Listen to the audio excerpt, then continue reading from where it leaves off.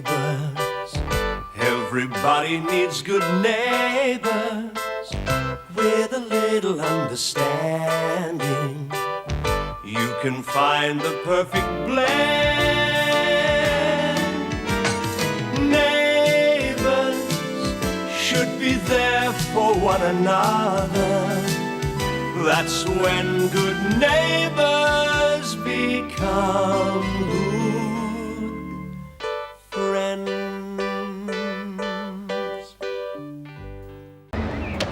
Not me, Shots.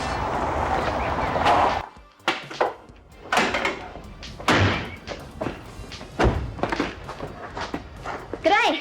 Hello, Charlene. Is Rob here? No, he's running a bit late this morning. Scott tells me he runs late quite often and that he takes very long lunch hours. Well, yeah. At least I'm getting trained. Yeah, but not the way that either of us would like you to be. I'm going to have to get stuck into him over this. It's not good enough. You're not going to fire him, are you? I don't want to, but then I can't afford to employ someone who's never here. But this job's the only thing that's keeping him in Erinsborough. You fire him, he'll just go off wandering again. Can't you give him another chance? Please? I didn't realise you were so fond of it. Well, if it wasn't for him, I'd probably still be looking for an apprenticeship. Reckon I owe him one. All right. Maybe there is a better way. I'll talk to him.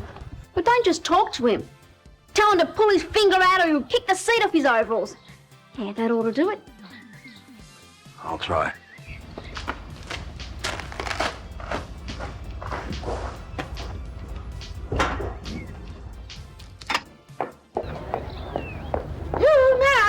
This really isn't my day. Hello, Eileen. How are you?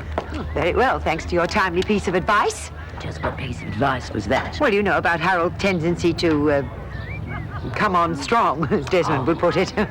He got nowhere with me. Oh, dear, what bad luck. I mean, Harold must be very disappointed. Yes, I'm sure he must. Yes. Well, I've got some shopping to do. I'll be seeing you. Bye-bye. Bye. What was all that about? Oh, I don't think I know myself. How are you today, Henry? Oh, not bad. What do you reckon? Good. Yeah, it looks good. Should keep Paul happy anyway. Murray's been at me for weeks to do that. As a matter of fact, Paul sent me out to look for you. He'd like to see you in the office. Apparently, the take from the pub was down by $45 last night. It seems your friend Kenny's pulled a fast one. No, Kenny wouldn't do that, Mum. Paul seems to think you were in on it with him. Me? Oh, that figures. I suppose he wants to sack me, does he? Unless we can prove you had nothing to do with it, yes. But I didn't. You believe me, don't you, Mum? Oh, yes, love, of course I believe you. But I'm afraid it's not going to help you at the moment. Come on. Come on. I told him any more slacking off, and that was it. He promised to toe the line. Well, Rob was reluctant to take on the job in the first place. He warned you that he was having trouble settling down. That's not the point, Helen. He took on the responsibility. That means loyalty to me and proper training for Charlene. Is there anything I can do while you're away? No, I asked Paul to keep an eye on things. I've just packed all that. Yes, and they need ironing all over again. I'm sorry. I guess I'm a bit steamed up. A little? What time does your plane go, Dad? Not till this evening, darling. Then we can go for a drive to the riding school. Oh, darling, you're not up to horse riding yet. I know, but I could go and say hello to all the horses. Please, Dad. I can't, Lucy. I've still got my packing to do and I have some papers to sort out at work. I'm really sorry. I'll take you to the riding school tomorrow. Thanks, Graham. You see, she doesn't understand how important this trip is. She thinks you're putting business first. What do you suggest I do? Cancel my ticket? Leave them to fight it out in the American courts without me even being there to defend myself? Well, of course not. But perhaps if you explain to her why you have to go. I'm sorry, Helen. I'm sick of arguing about this. That child has been through enough already. What she doesn't know won't hurt her. Oh, there you go, Paul. You think I'd cheat my own mother? Yeah, well, she's not the one out of pocket, is she? Look, whenever the till's been short before, she's insisted on paying it back herself. I'm sure he's telling the truth, Paul. Look, why don't you just fire me and be done with it? Because I'll be blowed if I'll cop the blame every time something goes missing around this place. All right. I'll save you the trouble. Find yourself another mug to push around. Henry, just hold it there. Look, I might be a little bit rough on you, but just try and see it from my side of the fence for a change. I mean, you pay for a drink with a $50 note, and then a few minutes later, Kenny starts kicking up a stink because he's shortchanged. And I've got a criminal record. What more proof could you want? If I had any proof, I'd get straight onto the police. Well, don't let me stop you, mate. I've got nothing to hide, and Kenny hasn't either. Oh, how can you stick up for him after the stunt that he and that sister of his pulled on the night of the darts final? It was different. Why? Because you weren't good mates then? Honestly, Henry, I do wish you'd wake up to yourself. Look, with mates like that, it's not going to help your reputation very much, is it? You still reckon I had something to do with it, don't you? All right. You want proof? Give me half an hour off. I'll soon find out whether Kenny pulled a con job or not. Oh, yeah, and just how do you propose to do that? It's my business.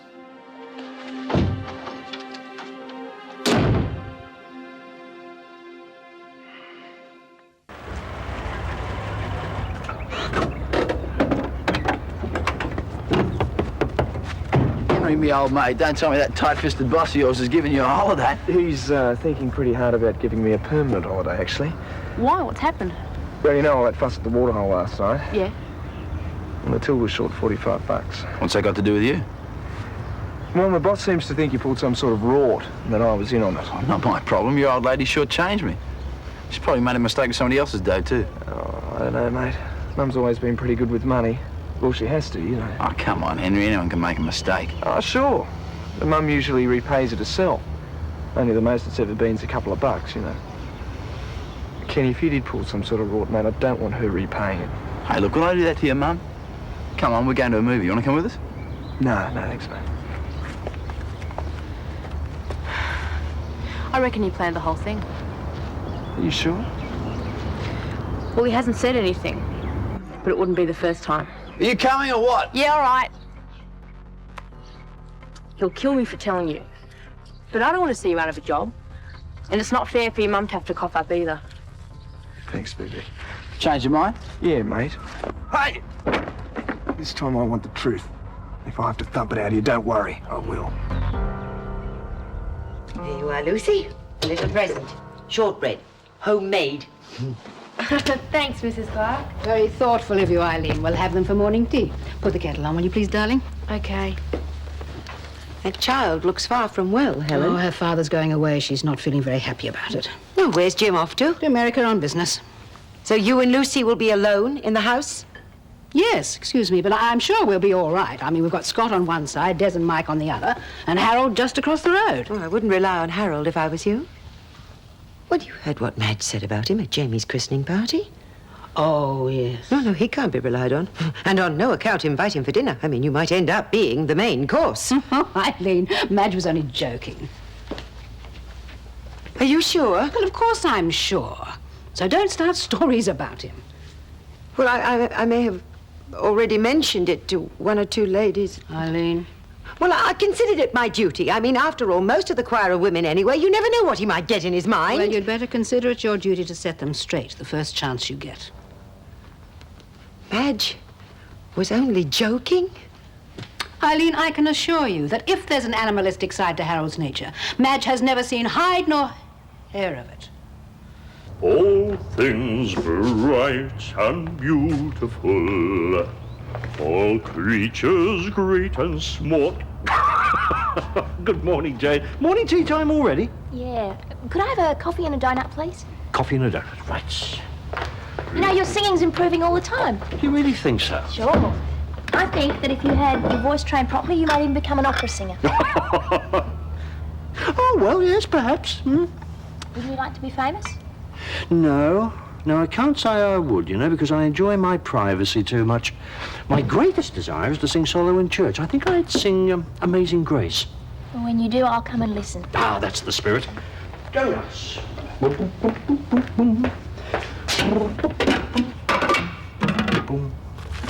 Oops. Something wrong? That. All of a sudden, I feel so self-conscious.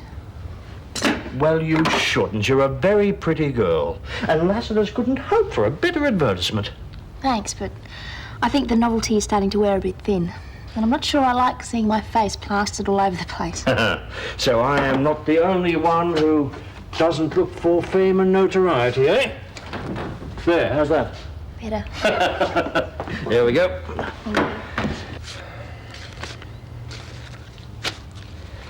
I was wrong about Kenny. But you were wrong about me, Paul. I had nothing to do with it. That bruise speaks for itself, doesn't it? Listen, your brother's a crafty little devil. How did he manage it? He saw Henry put the $50 note down to play darts, and then he memorised part of the serial number when no one was looking. Oh, it all makes sense now. Henry paid for his drink with a $50 note, and then Kenny could identify it when he accused me of shortchanging him. Yeah. Well, you won't fall for that one again, will you, Madge? No, I certainly won't. Can I go now? Yeah. Just a second, Henry. I owe you an apology for doubting you. Won't happen again. I've got to admit it. Must have looked a bit sus. Yeah, well, I should have trusted you in the first place. So, what are we going to do about Kenny? You're not going to call the cops, are you? Well, I think that's really up to Henry. Nah, forget it. I don't think he'll try it again. No, I'll make sure he doesn't. Fair enough. Listen, you better get back to work, eh? Yes, boss. Hello, Henry. Mr. Robinson, lovely day. Sorry, do you want me to come back? No, Jim, I was just about to leave anyway. Oh, thanks, Paul. What for? I was pretty hard on Henry. Well, at least you gave him a chance to prove himself. Thousands wouldn't believe me. Oh, Jim, have a good trip. Thanks, Madge. Bye. Well, I'm with you, Dad. What was that all about? Oh, let's just call it an exercise in employee-employer relationships. Well, I'm pleased that you're an expert in that department because I need your help. I'm afraid you're going to have to find another couch to crash out on. Yeah, I reckon I've outstayed my welcome at your place. Henry, wait! I've got to go. Okay. Hey, thanks, BB. I'll come over after work and pick up my gear. We'll just make sure Kenny's not anywhere around. I don't want to have to break up any more fights. Good idea. Anyway, I'll see you later. Okay. Bye, Mrs. Ramsey. Bye, BB. Let's have a look. Oh, Mum. Ah, you're gonna live. You just need a cold compress to stop the swelling. Mum, thanks for believing me and for sticking up for me. Henry, I told you that I'd never doubt you again, and I meant it. Now, as you can't go back to Kenny's, where are you planning to spend the night? Oh, I'll find somewhere. Well, I know this nice house in Ramsey Street, you see, and it's got an available room. I'm well aware of that, Mum. I just don't think Scott and Charlene will be too thrilled to see me. I miss you, Henry, so do I. Hi, Mrs. Ramsey. Hello, Hi, Jane. Henry. Wow, what happened to you? Ah, Kenny and I had a little fight. Oh, I thought you were staying there. Not anymore. He's coming home, aren't you? Now, wait a minute. I didn't say Henry, that. I know I said some really rotten things to you, and I'm really sorry. And if you don't go back home, I'm going to have a guilty conscience for the rest of my life. Okay, I can see I'm outnumbered here. Dad, you should have just sacked him on the spot. I was tempted to, believe me. But I'd be hard-pressed to get another mechanic as good as Rob.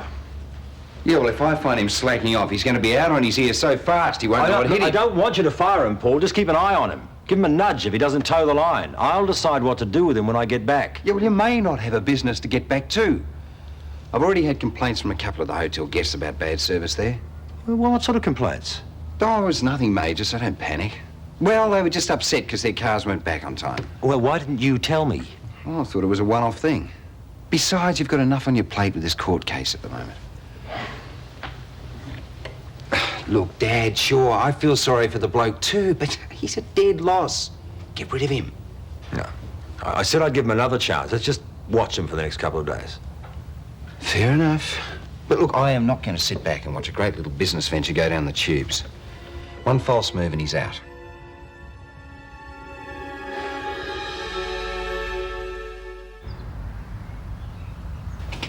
Scott! Mum! Is anyone... Okay, Benny. Henry, you're back! Well, actually, Mum refused to do my washing, so I thought I'd better do it myself. I can't afford a laundromat, you know. Oh. But seeing I'm here with most of my stuff, I thought I might hang around for a while. You rat! You have come back, haven't you? Yes. Oh, sorry. What happened? Kenny and I had a bit of a blue. Kicked you out, eh? Sort of. No, it's a long story. I don't care what made you come back. I'm just glad you did. And I promise never to nag you about anything ever again. And you and Scott can eat baked beans till you burst. I won't say a word. It's a deal.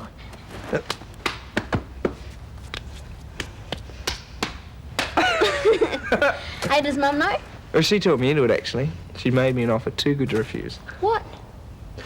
Well, she said that you do all my washing and ironing for 12 months. Well, seeing that you hate me, might as well get started on this lot.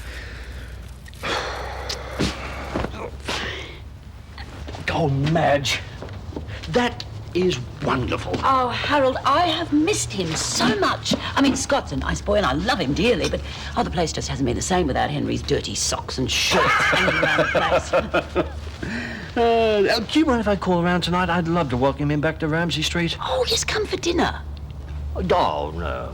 No, I couldn't do that. Oh, of course you could. I mean, I'm cooking a roast, but I can easily whip up something vegetarian as well.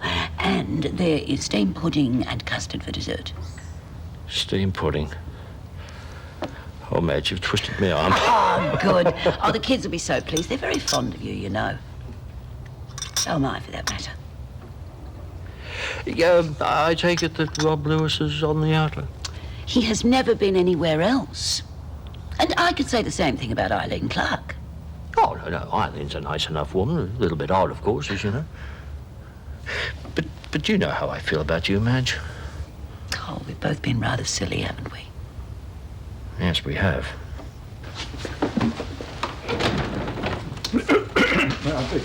Oh, Reverend Sampson, have a word with you, Mr. Bishop. Yes, of course, yes. It's rather a delicate matter. It concerns the church choir. Oh, well, Harold, I'd better be going anyway. I'll see you tonight.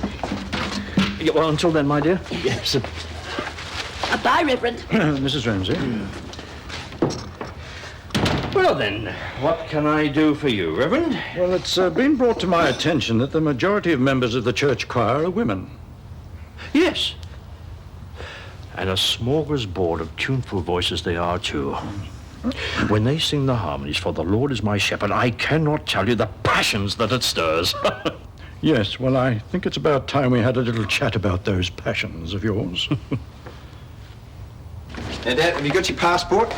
Yes, Paul, and I've got some traveller's checks and some spare hankies, so stop. Oh, look, you fool. You did remember to back that sketch I did for Rose. Yes. Rosemary, listen, while you're seeing her, can you give us some papers for me, please? I'm beginning to feel like a carrier pigeon. Oh, and you will take Laura out to dinner. I'd hardly go all the way to the States without taking the trouble to look up the family. Some business trip. Sounds more like a holiday to me. Look, I know it's a touchy subject, but wouldn't it be better if you tell her the truth? I don't want to upset her. Oh, Dad, she's not exactly jumping for joy at the moment. All right. Just give me 5 minutes. Don't cry, Lucy. You said spending time with me was more important than business. It is. Oh, then why do you have to go? Because, well, Lucy, do you know what it means when a person decides to sue somebody else? They have to go to court.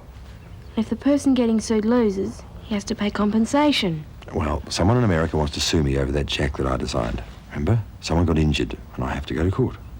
And if you lose, you'll have to pay a lot of money. Yeah. How much?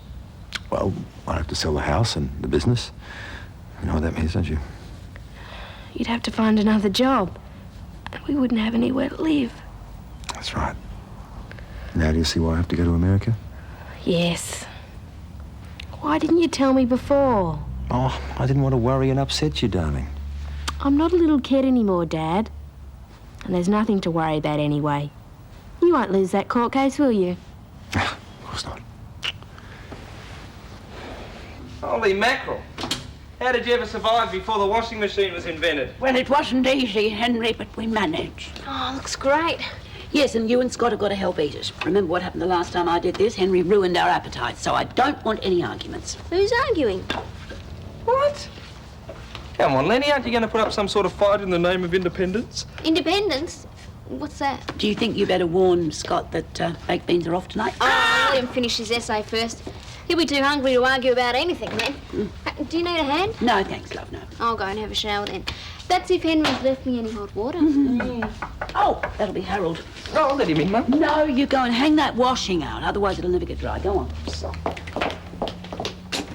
Harold! I have never been so humiliated in all of my life. Harold! What's happened? I've been asked to leave the church choir.